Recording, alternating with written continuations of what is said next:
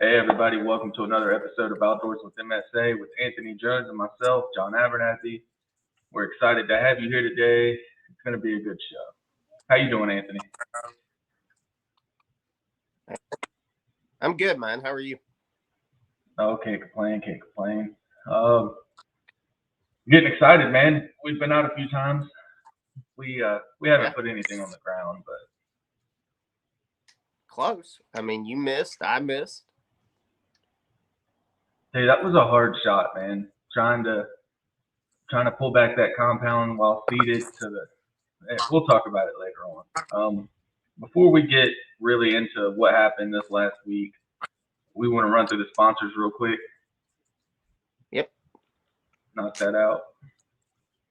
Appalachian Custom Calls. He's on last week. Sorry that the audio wasn't that great. We'll try to get him back on, but super great mouth calls, grunt calls. He's coming out with new duck calls. So if you're a big time duck hunter, check him out.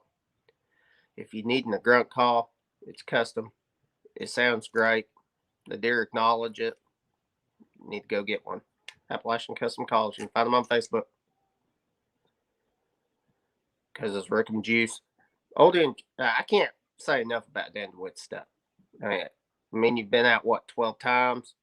Between the both of us, we've seen somewhere in the neighborhood of 50 plus deer.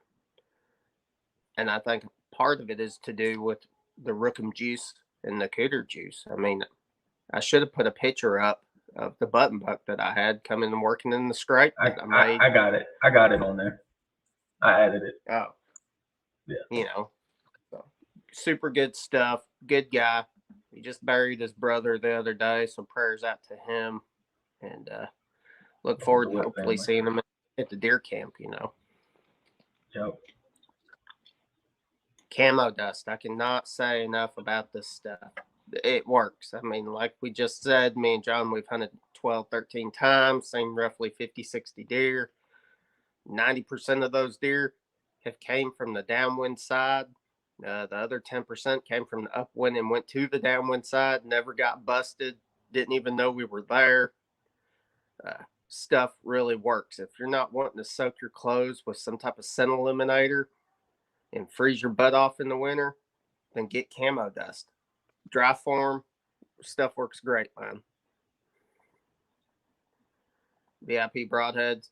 I mean, you can attest to how good these broadheads are. You shot a dead tree, just a couple days ago, and the broadhead's still good. VIP's where it's at. Yeah, I got the picture of that too. Foxtrot Ammo, world's premier TSS shot. If you're looking for a killer turkey load, predator load, or waterfowl load, Foxtrot Ammo is who to go with. Ain't nothing better out there. All right. So yeah, I like Anthony said, I shot at a big doe. She came in with a group of other does and some yearlings, and there was just so many so close. I didn't have a chance to stand up because there was always one looking my direction. Right. So I kind of shifted my weight, and I got to where I could lean forward a little and pull back while seated. But I pulled the shot to the left. I mean, just as you can see, she was right, like her main body was just to the right of that tree. And wow. I pulled it just to the left a hair. Wow. And that's a pretty tight window, man. Was she inside that sapling, or was she to the right of the sapling? But I mean, either one, if I'd have hit left or right of that sapling, I'd have been good. Okay. And then when I pulled the arrow out of the tree, I mean, as you can see, it's a little dirty, but yeah, nothing's bent. It folded right back up, locked into place. I threw it right back in the quiver. Yeah, let's rock and roll. Try to get another one with it. And then all these notifications coming in. Awesome. And then that's where it went into the tree. And that's a pine tree, man. Yeah. Yeah, put a good hole in it, and it didn't even bend the broadhead or nothing. I mean, that just goes to show you how good VIP broadheads really are. And then to speak on the rookum juice and the camo dust, I had a mock scrape just to the left of that tree there, that little smaller tree. He Yeah. came in, snipped it. You can't really tell in this picture, but it's like a little 4-point. He had 3 on one side and a little nub sticking up. Awesome. I didn't even know he had come in on me. I almost spit on him. That's awesome. And then, like I said, he never even got scared. He just turned and walked right back around. Yeah. Just calm. And then this is the one that came into the rookum juice. Yeah, that's a mock scrape that I'd made like 2 hours prior to him coming in. It was still dark out. I just found a good overhanging branch, and I thought, wow, this would be a good spot to put scrape, and put it in, and straight beeline straight to it. He even worked the scrape himself. I mean, I'd never thought a button buck would work a scrape, but he did. I almost shot him, but I'm kind of glad I didn't. Yeah, I've pulled back on a few that I thought twice about. I think when we go out tomorrow, that I just, whatever comes my way, I've got the intentions to kill it. Yeah. Or take a shot at it, Yeah, I kind of have the same feelings about it myself. And I guess we should say, that just because we've seen 50 or 60 deer doesn't mean that all those deer have been in range of us, Right. Usually it's on the outside, 50 to 80 yards. And it's like we just keep inching closer and closer, move another tree over, just trying to get within that range. I feel like we've got a pretty solid game plan for tomorrow. I think that we will be right in the place that we need to be. Yeah. I mean, it. Hold on, I got. You're good, man. Sorry about that. Oh, you're good. Pull him up, but he can't button him on his own, Yeah. Sure. I got a plan. There's this one route I keep seeing them take, and I'm gonna inch a little closer to that. Yep. But you know how it goes, man. I'll inch closer to that, and they'll go back to where I was sitting previous. Yeah. Well, I've been seeing this big body deer, and I say it's a big body deer because just by the legs and the stomach, that's all I've been seeing of it. Yeah. And it's been right at the 80-yard mark. Seen it going one way, seen it going, and that's twice I've seen it in that tree that I was sitting in. So I know that that's a pretty steady pattern that deer's going down. So I'm going to move my stand probably 60 yards closer to where I'm seeing it, just so I can see if it's a big buck, big doe, whatever it is. I'm going to kill it if it comes within that 20-yard, 30-yard range. Yeah. I feel the same. Dude, I've seen so many. It's always boom or bust when I go out, right? I'm either seeing a lot or I'm just not. Yeah. We got a tree named after me now, the Boohoo tree. I got pouty one day. It's the Boohoo tree. I think I seen 2 deer that day, and you didn't see nothing. Dude, and we're like what, 80 yards apart, and no, we were about 200.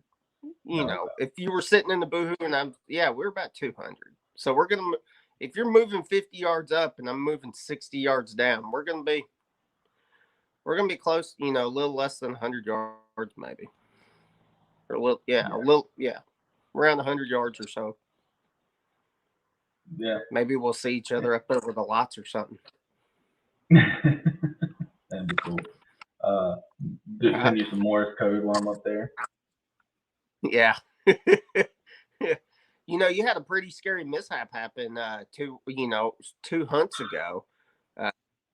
You ought to talk about that for a minute, just to kind of give people an awareness of what can happen. And how to prevent something like that. So I keep having to switch between my crossbow and my compound, because the beginning of the season, right after the velvet hunt, one of my limbs started to fracture and fray. So I had to take it in, got it replaced under warranty. Everything was cool. First trip, I'm back out with it. Didn't see anything. Pretty sure that was the boohoo day. And as I'm coming out and I put my decocker arrow in and everything to decock it, it snapped. Like the string that goes forward just split in two, and luckily it didn't hit me or go any type of way, but it wasn't a great feeling. Yeah. Absolutely, man. So just be careful of your equipment.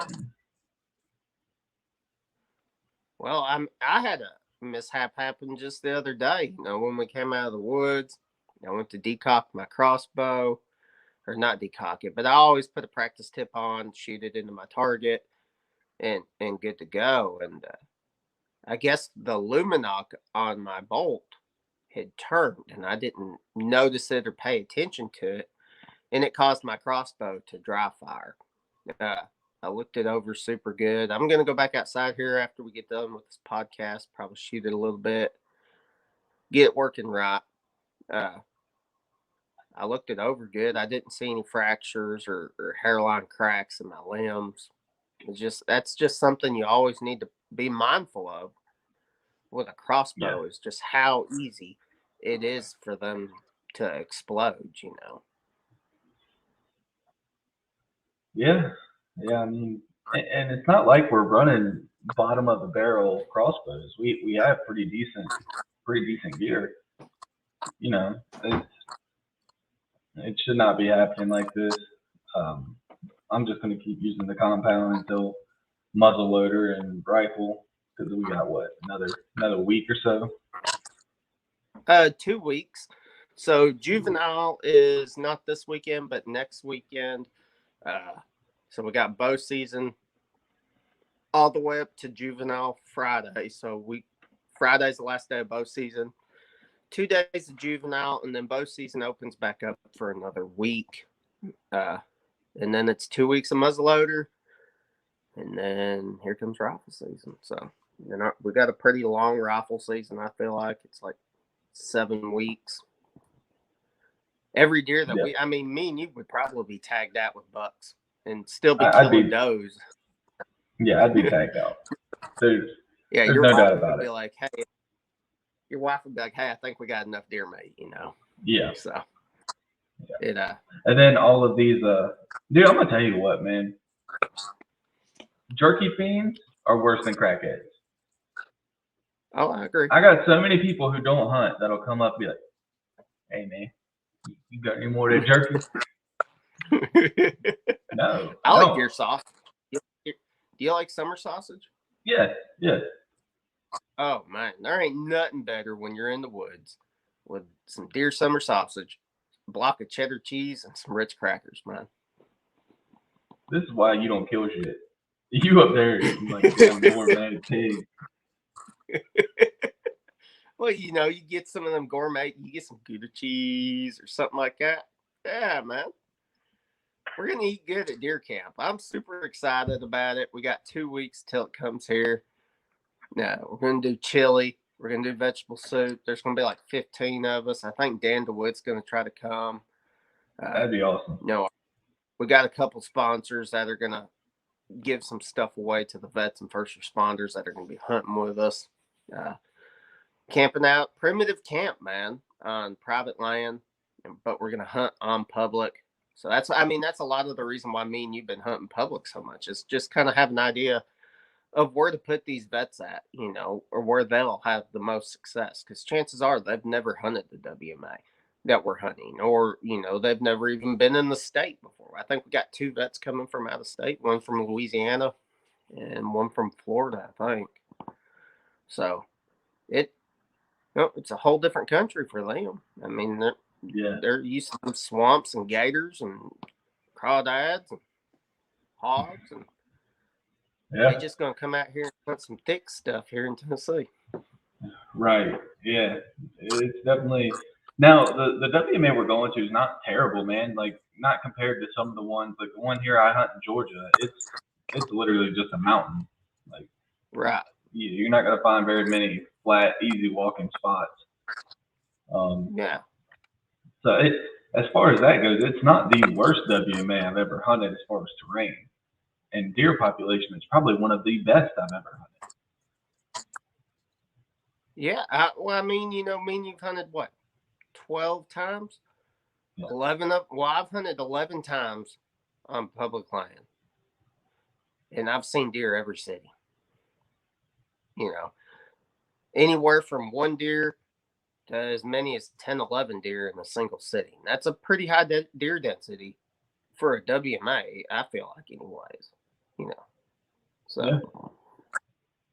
and not counting the fact that you've seen deer as well, Oh, yeah. You went through a dry spell there for a couple hunts where you didn't see nothing.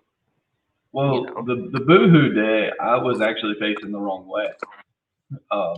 Yeah. Because when we went what would we go, on Monday or Tuesday? The last time we went. The last time me and you hunted was Monday. Okay. No, it was Tuesday. It was Monday. It was Tuesday. Was it? I almost sat in the exact same tree as the boohoo tree. Actually, it was the same exact tree, but I turned around and I saw more deer. So, I mean, there was probably deer there that day. I just didn't see them because I was facing the wrong way. Yeah. Yeah, I mean, you don't try to turn around a whole lot when you're in the stand. I wish they made like an attachment where you could have like a rear view mirror hanging out so you could see behind, to limit your movement. Yeah, I mean, you're right. Like it would be helpful. I think that's why the saddle hunters like theirs so much, because they can just kind of scoot around the tree whichever way they want. Yeah. But we'll make it work. Yeah. We got a pretty cool guest coming on today. Yeah. Pretty excited about it. We got college football. You want to talk a little about football? Yeah, we can talk about some football. South Carolina got any good games this weekend? No. Georgia's on bye. The only big game I know of is Tennessee, Alabama, and we know the results of that one. I think it was actually going to be a game if Hooker was healed up. I think Tennessee could have made a game of it. Yeah, maybe Tennessee's been better than we all thought they'd be. Yeah, my fantasy league is on bye week this week, so I'm running completely scrap players. I don't even know if I'll get 100 points this week, man. My team's looking solid. What's with you picking up Tyrod Taylor, dude? Don't worry about what I'm doing.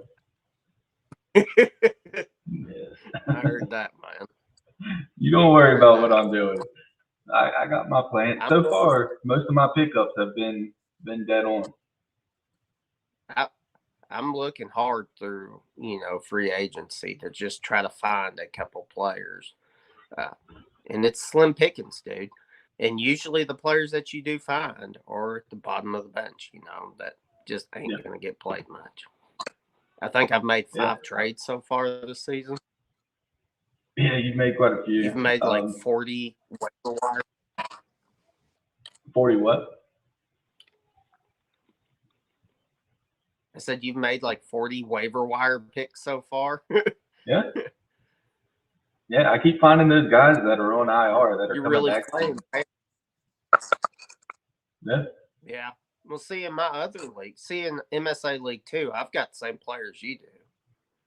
Except for I have Eckler and, but I have CeeDee Lamb, I have T.Y. Hilton, I have Michael Thomas. I have Gibson. I really feel like that team right there is just going to light it up. I'm sitting 5-1 in that league.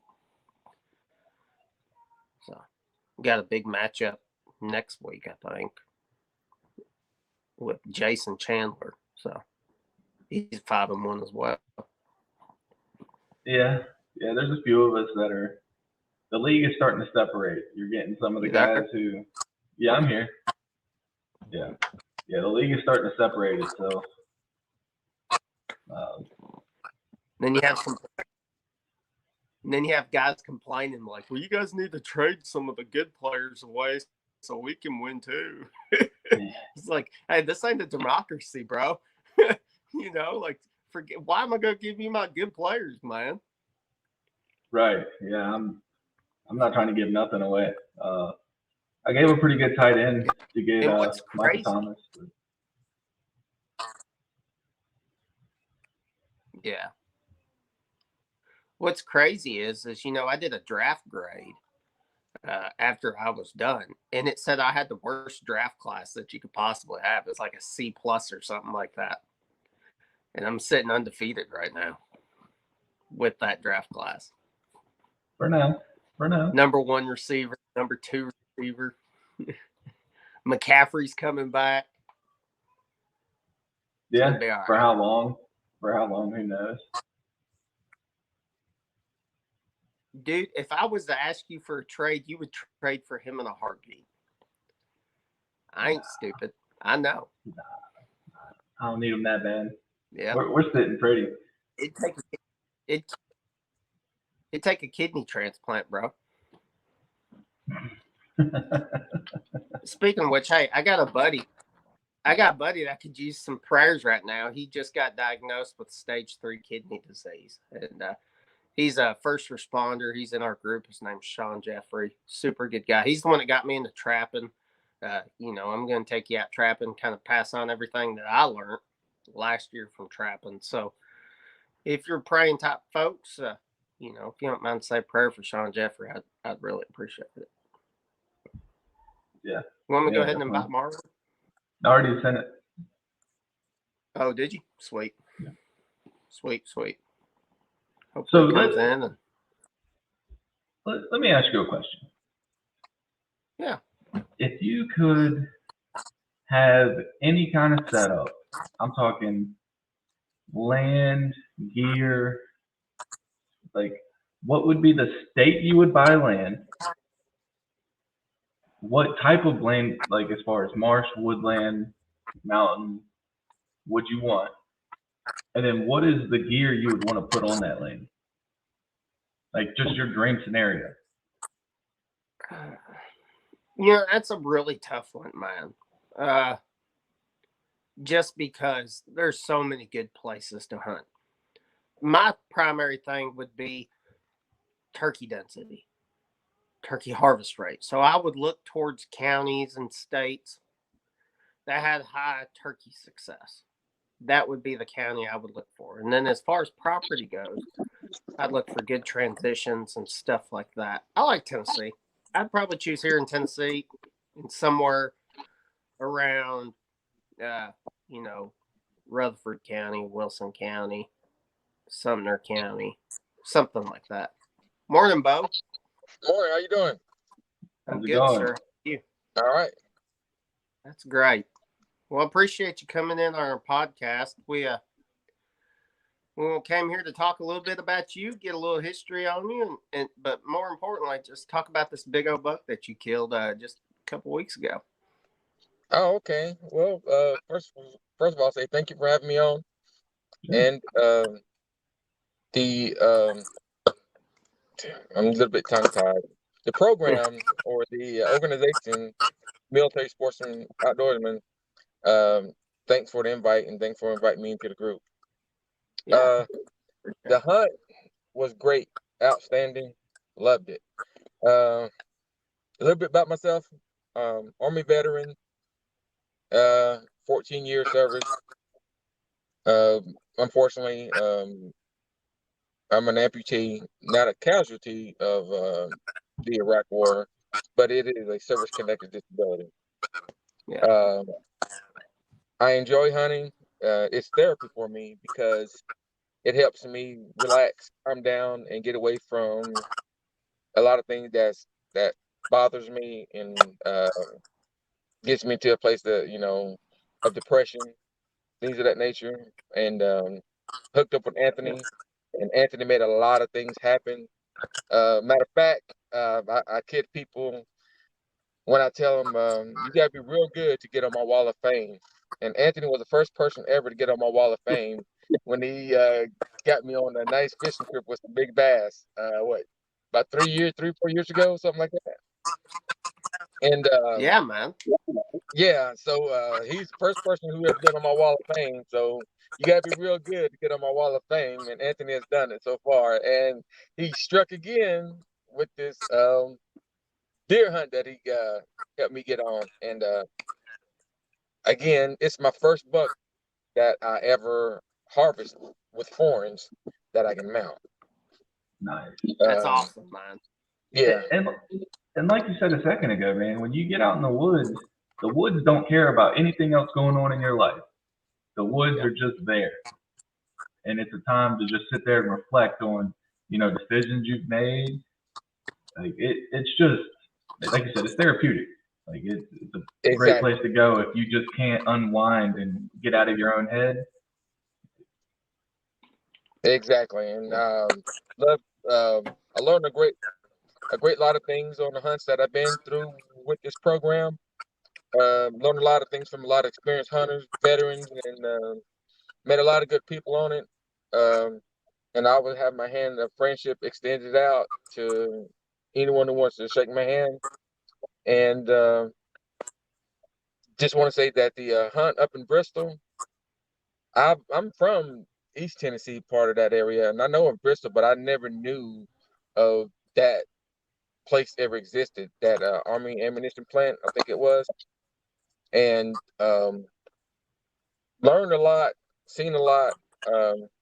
Never seen that many deer in one place, and what they had in their trophy room. It was amazing. The guys up there treated me like family. The installation commander was nice. Everybody was nice. Really? They fed us, educated us, and we had a good time. I sure did. I loved it. Well, you want to go, kind of give us a play-by-play of the deer that you harvested, how it happened. Like, was you sitting in a tree stand, in a ground blind? Was you using a bow, crossbow? Actually, it was a archery hunt, and so I can't pull back on a crossbow, so I have a compound bow, so I have a crossbow. So I was in a blind, and then we moved from several spots, trying to pattern them and trying to find them. And they've seen several deer, like in a certain part of the day, some nice bucks in this field over here or this field over here. So they had places set up all over the installation to where we could go and set up and try to get the best shot at one. And seen some monsters. I mean, whew. I'm not the most experienced hunter, and I still get shaky when I see pictures of deers. But when you see them in person like that, it's wow. It's it was something. It was real something to see. And I never, like I said, never had opportunity to hunt on such a place like this that was just so plentiful and so well taken care of. And like I said, I had off to the guide who he was. He was awesome. He was great. And he let me use his bow actually. And so I harvest my buck with his. Really? Nice. Mm-hmm. How far away was it? Are you getting kind them of shoulder shot mount? distance? Yeah, it's going to be a shoulder mount, and actually the shot was about say 15 yards, if that. Because we watched him. Wow. We crept up on him, and his bow would reach out. I think he said over 70 yards, something like that. I mean, it was just a powerful bow. That's why I put mine down, because if yours is powerful as mine, I want to use yours. And right. It was not the best shot, but it was a kill shot, ethical shot. I didn't hit him like where I wanted to put him down quickly, but we did hit him, and we had to do a little bit of searching for him, but we found him in about an hour. Nice. Yeah. That's awesome, Bo. Oh yeah. It was a great shot. Great shot, great opportunity. So you spot and stalked him, or was you sitting in a ground blind when you shot him? Actually, we were riding in the we saw him underneath in a field, and we got out of the truck and hid behind some Okay. bushes, actually a little bit, and that's where I took my shot at on him, Awesome. and hit him pretty good. Like I said, I didn't hit him like where I wanted to, but I got him down. Ethical shot, clean shot, and rest is history. He's still in the cooler up there. I just got to go get him. Awesome. Nice. Well, That's awesome. hopefully we can get you back out on that hunt next year. Maybe you can even get a bigger buck, you know? Oh yeah, there's some big ones out there. Oh my goodness, there's some big ones. And like I said, I'm not the most average hunter, and there's a lot I can learn. And I'm always got my ears open, and to learn. But that place is wow. It is something to see. That's awesome. That's awesome. That's a blessing, man. Yes, it is. And I want to say thank you again, Anthony, because that was my first, like I said, my first buck that I wanted to mount. And I already got a spot cleared out for him on a wall and everything. All that good stuff. So I need you to get me You on got some more him by trips. all the fish you caught? Oh yeah. Those two, what we went to, what was it? Oh my goodness. Dale Hollow Day up in Dale Hollow. And went smallmouth back fishing up there. And I kid you not, that hung into one. People still don't believe me. Well, I got a lot of arthritis, real bad arthritis everywhere. Yeah. That one smallmouth, I had to go get a shot in my shoulder. Really? Because it pulled like a freight train. That Wow. thing pulled. I still can feel it when I talk about it, how big that fish was and how hard it pulled. Cause I got real bad shoulders and I had to go get a shot. He took me to the orthopedic doctor. So Oh wow. I want to do that again too one day. Yeah, maybe we can find us another Dale Holiday trip up there. Oh yeah, love Dale Holiday. Good dude. Yes, sir. Yeah. So when did you start hunting and fishing? Was it since you were small, or once you got out of the military? What got you into it? I've always loved hunt and fish. Growing up, I didn't have a lot of opportunity to hunt because where I grew up, a lot of people didn't do it. And once I became a veteran, that's one of the blessings of, you can say, I look at it as when I became a disabled veteran, hooked up with 7 organizations and found Anthony. I think Anthony reached out to me first. And I just had a list of things that I wanted to do and told Anthony, hey, Anthony, I'd like to do this, and this. And he like, we can make it happen. And everything that I wanted to do that I asked Anthony that he could get me on, I scratched it off my bucket list. Like I said, Anthony is the reason why I have a Hall of Fame at my house because he started it. So he's famous in that sense. And he just keep getting me on trips, and I just keep mounting this, mounting that, and having good memories. Because at the end of the year, I look back and I want to say, hey, this is what nature provided for me. This is the hunt that I went on. These are the people that I've met. These are the people that I've talked to. This is how it happened.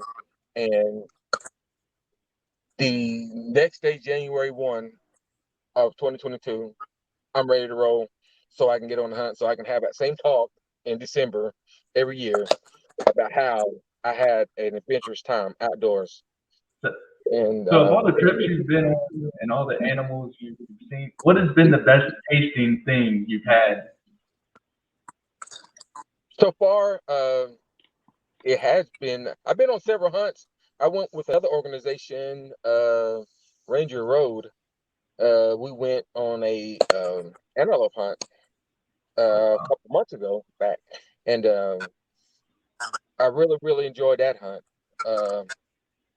But the most adventurous things that I like the most that I've told Anthony before was I love catfishing. Yeah. And we went on that one catfish. I think, oh gosh, I got lost. I know I was late getting there. I remember that. And That's one That's thing that Watts I love Bar. to do in this. Yeah, Watts Bar. Yeah, because I heard they Yeah. got.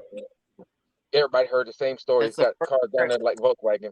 Yeah. Yeah, I went down there noodling at Watts Bar. Never do that again. No, I'm not gonna do that That's either. No, I'm not even gonna. never did. No, I'm not gonna do that. Look, man, this one hole was so deep. I was like, man, I can't get my hand in there. He was like, oh, man, just stick your foot in there. Nah, Yeah, I'm good.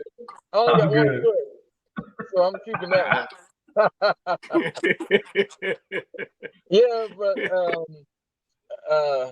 now I hooked up with Anthony and I went. Anthony put me on to what's that outfit in North Carolina, Anthony, for that wild boar hunt, the pig hunt?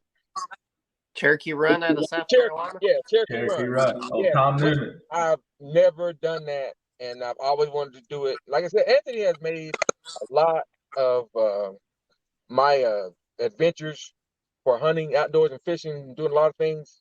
The organization that Anthony's in, and the organization that everybody has pulled the resources in to help us veterans. I have to give my hats off to Anthony because he has made it happen, not just for me, but for other veterans as well. Yeah. And I couldn't do it without John. So John is Yeah, the one that put the foot in my ass. yeah, I'm more of a behind the scenes guy. I let Anthony call and make all the trips. I deal with the technical side. yeah. I mean, this group. I mean, I've met a lot of good guys that I'm still in contact with today, and like I said, Yeah. I'm a veteran. I extend my friendship to any veteran. Doesn't matter what service that you serve. I mean, branch that you serve. Even though everybody should be Army. No pun intended, Anthony. But anyway, yeah, this organization All is great. forgiven. It's awesome. All right. And we do what we can with what resources we have. But I mean, it's great to bring in, guys like you who have been out on these trips and just show people, hey, like we're giving these trips away. Like, what have we ever asked from you? Have we ever asked a single thing other than show up? Basically, that's it. Show up and Show up. be accountable, because I would admit sometimes that I could make trips and give the organization, the personnel, enough time to say, hey, life situations do happen, Yeah. but let them know ahead of time so they can get another veteran in there so he can enjoy the that opportunity to go hunt, fish, whatever. Yeah. And other than that, the rules are fair. It's simple across the board. They just want you to come in there, have a good time, and got to hunt. If you can get on it and go enjoy yourself and have a story to share. And that's what it's all about. And Yeah. awesome. You can't ask for nothing more than that.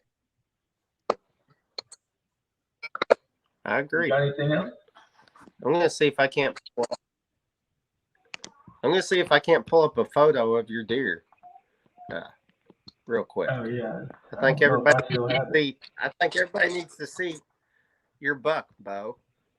And how amazing of a buck it really is. I've never seen somebody harvest a 3 mainframe buck before. And that's incredible.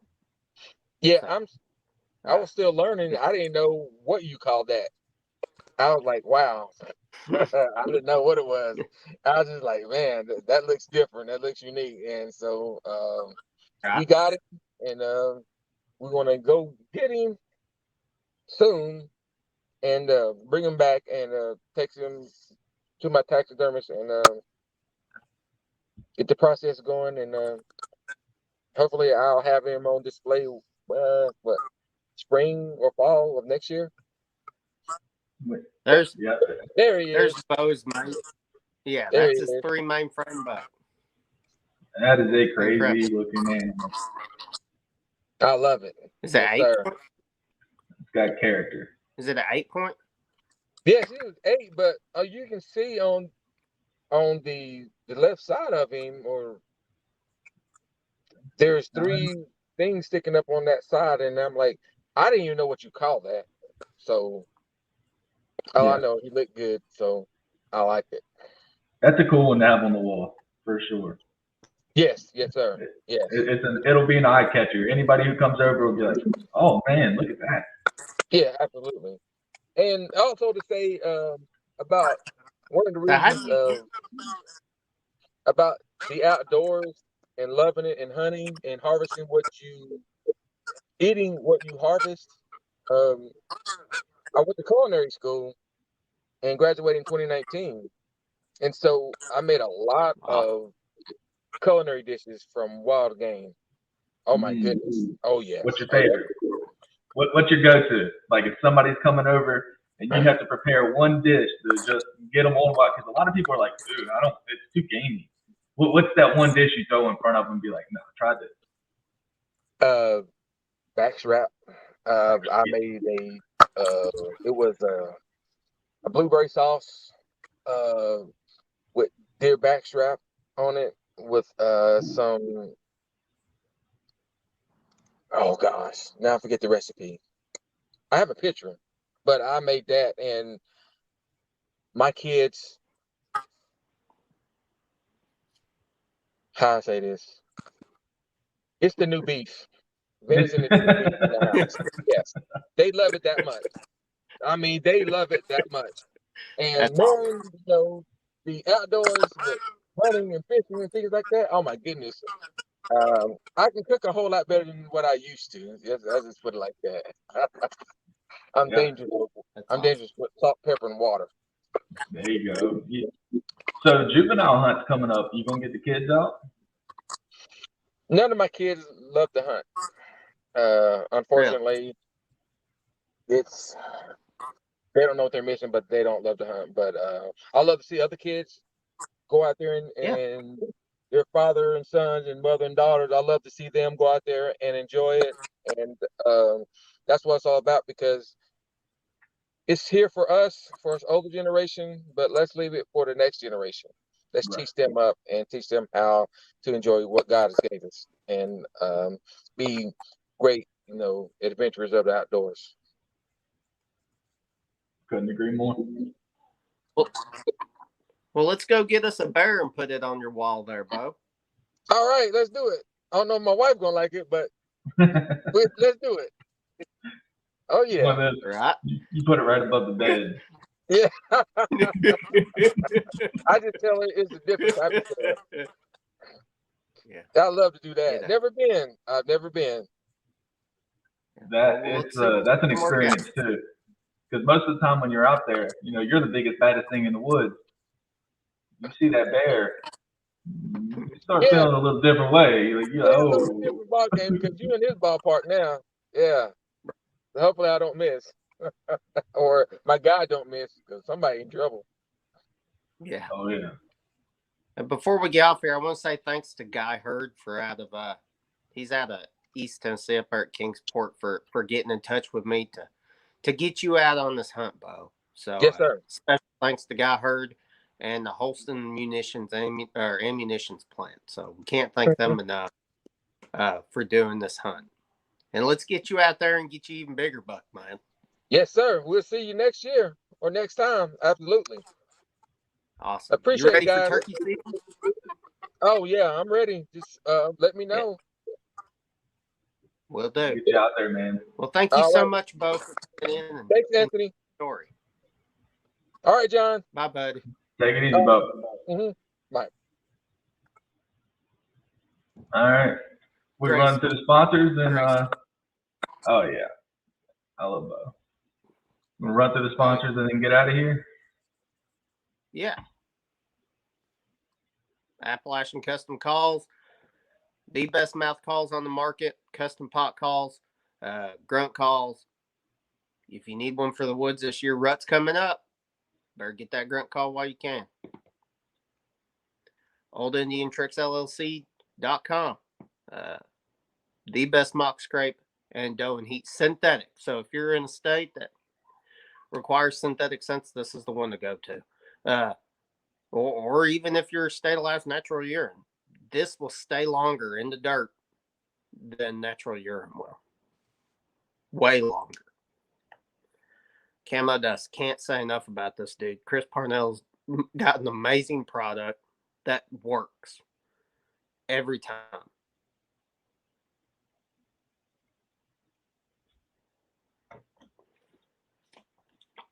VIP broadheads. I mean, you can testify to that, man. You know, you shot a tree on accident and that broadhead still closes up, still razor sharp. You can't get a better broadhead than them. Huge thank you to our primary sponsor for Foxtrot Ammunition. You know, without him, we're not going to be able to do what we're really wanting to do, which is start videotaping these hunts. If you're looking for an amazing TSS shot, this is who to go to. You guys, great waterfowl, great predator loads, but most importantly, when you hit them birds, them turkeys, man, they don't flop. More shot per shell than lead will ever give you. Foxtrot Ammo. All right. Thanks everybody for watching. Until next week, be cool.